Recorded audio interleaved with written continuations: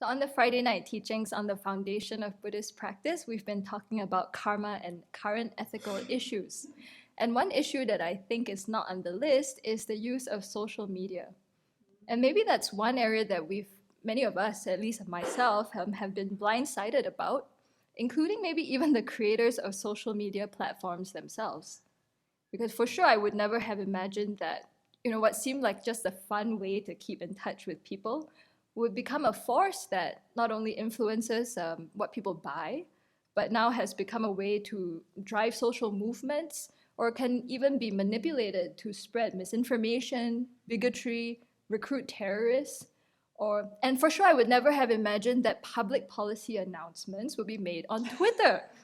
But we have lived to see that in our lifetime. So in preparing for this talk, I was just thinking about my own relationship with social media. And I recall I was at college, actually, at the same time when Mark Zuckerberg launched Facebook in 2004. And maybe some of you won't know this, but it started out just for the Harvard community. And then it was limited to just Ivy League colleges. So it was my elite college address book. And I joined it because I thought that's how I was going to keep in touch with people after graduation. And no more than that, right? These are all people you see in person and kind of live in the same community with. I don't need to spend time looking at them online. But over time, Facebook expanded to all US colleges and then to high schools. I remember my friends getting very anxious because now they had to friend their younger sibling who would see their crazy party photos. What were they gonna do then? And then at some point it opened to like the whole world, I think in 2006, with anybody who's 13 and above can sign up. And that I recall was completely overwhelming because when I was back in Singapore, people were using Facebook in a very different way than in the US. They would play virtual games on it. People would throw sheep at you and chase zombies and give you virtual gifts. So yeah, I know all of you are frowning because you would not do that here in the US.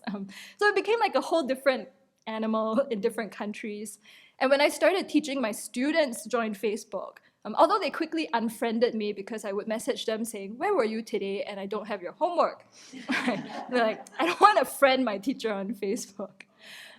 But what really turned the point for me was seeing that, when I was working and trying to catch up with the old friends and see what they were doing, I realized Facebook was making me incredibly jealous. It was feeding my very competitive mind because I was there scrolling through like, oh wow, so-and-so is on vacation in some fancy place, or oh, so-and-so discovered a planet with water on it. Okay, like what am I doing with my sad little life?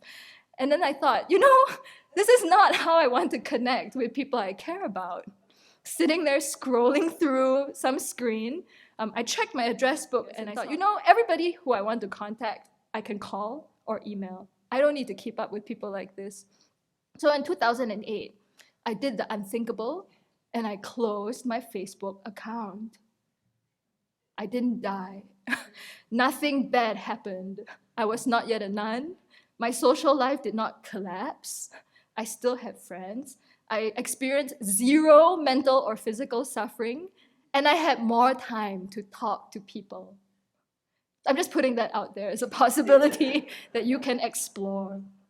And fast forward more than 10 years to now, I'm just wondering, how did Facebook become a force that affected the 2016 US elections?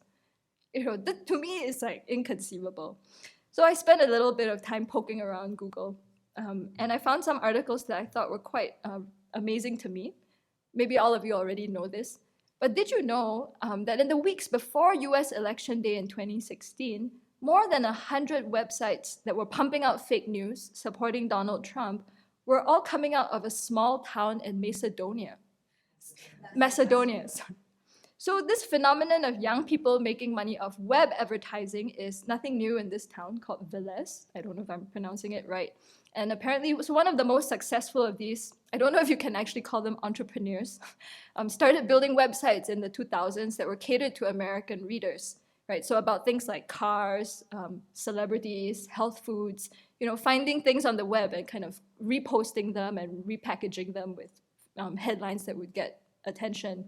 And by doing this for 5 to 6 hours a day, someone in Velez could earn about $1,000 a month from web advertising by promoting these articles on their Facebook accounts and getting people to click on them. And that was a big deal because the average salary in the town is $400 and the unemployment rate is 24%. So people had the time to look into how to do this and make money off it.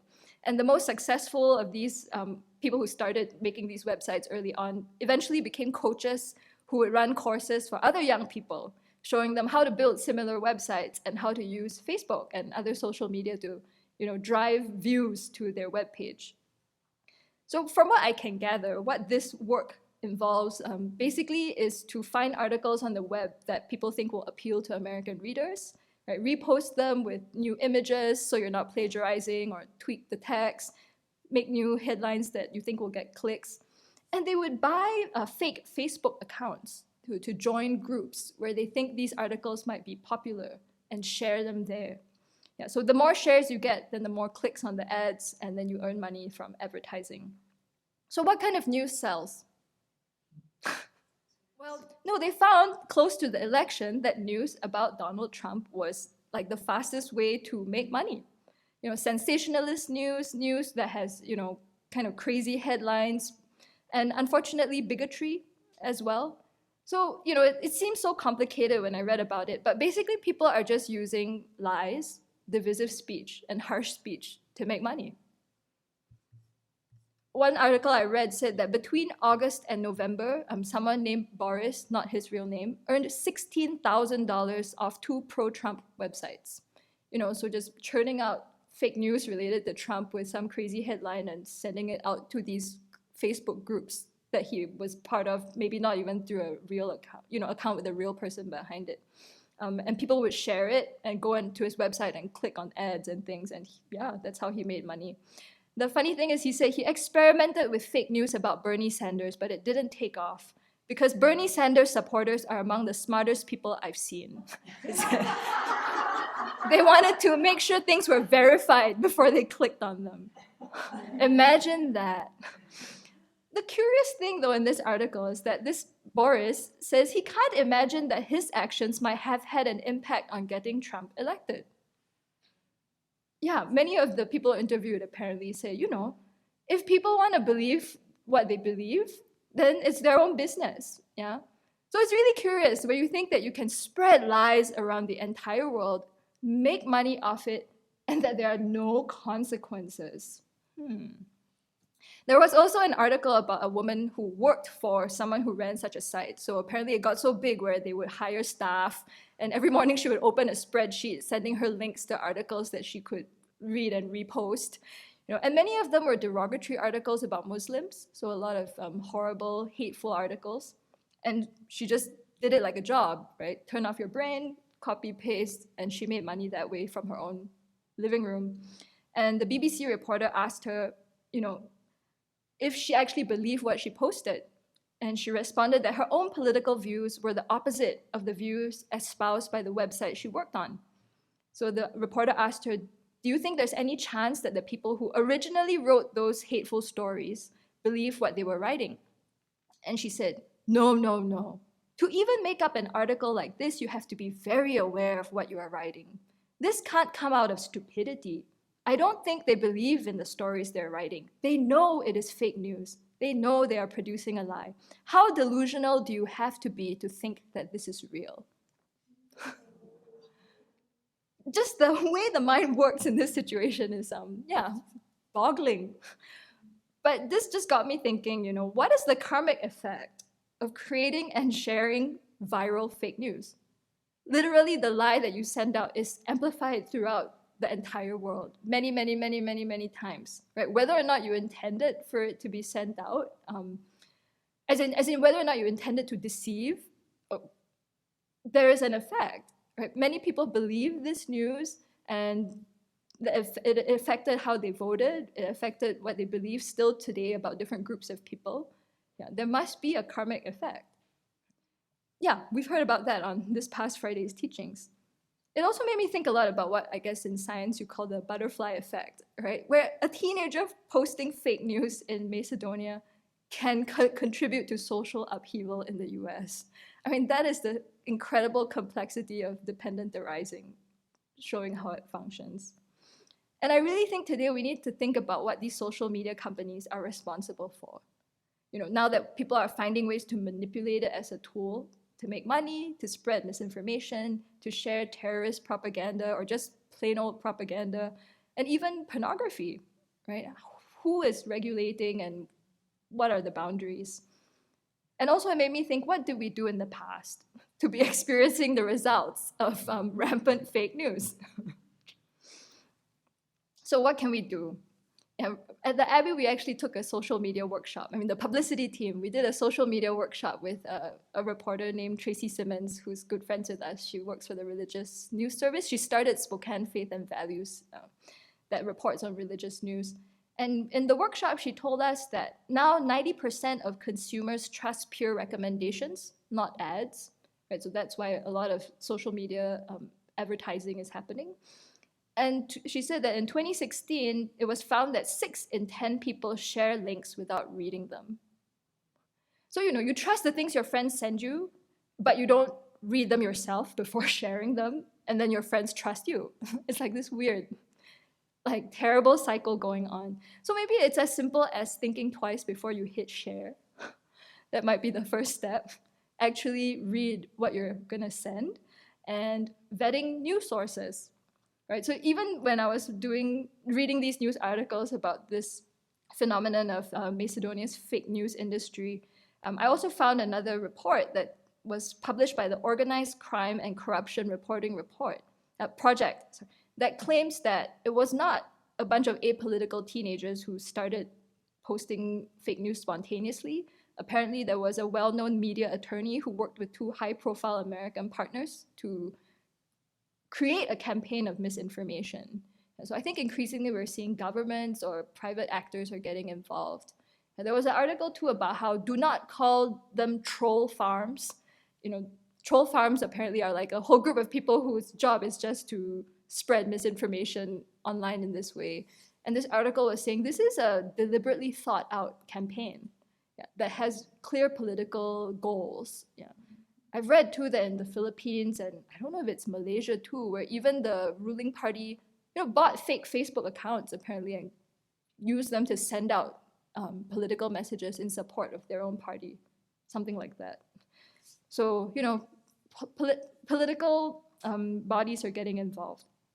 So social media is being exploited in an organized way based on our good old friends' greed, hatred, and ignorance. So social media is no longer just a way for people to connect. It's become a whole different beast, apparently. And it's really important for each of us to think carefully, not just about how we interface with it, but also how it impacts, how the news that we share with others impacts their lives. What I felt really quite sad about, though, is that these people in Macedonia, right, why are they doing this? Because there are no jobs, apparently, in their little town. After the breakup of Yugoslavia, and they gained their independence, many of the domestic industries died out, and young people are just, trying to find a way to live a meaningful life and not seeing those opportunities. I think there's a lot more in common with them and the cliche of the small town Americans who are feeling disaffected, and that's why they feel support for Trump, apparently, and are just looking for a way to live a meaningful life. Maybe it's the same kind of thing is happening in the small towns in the US. Is that true? Right, where you have the decline in industries, unemployment, feeling a lack of hope and optimism for the future. There's just so much more in common between young people in Macedonia and people here in the US. But they're connecting over fake news, is what I'm trying to say. I wish there were a way for them to connect about labor rights, I don't know, about caring for the environment, globalization, I don't know, something that they actually share and need to care about, right? Versus let's just spread gossip to each other and foment discord and make everyone's minds disturbed. Because really all people want is to live a meaningful life and to connect in hopeful, optimistic ways. So I just wish social media could be used as a tool for that. And I really think it's just a technological tool, right? At the end of the day, it's up to us to figure out how we want to use it. So yeah, just something to think about as we continue to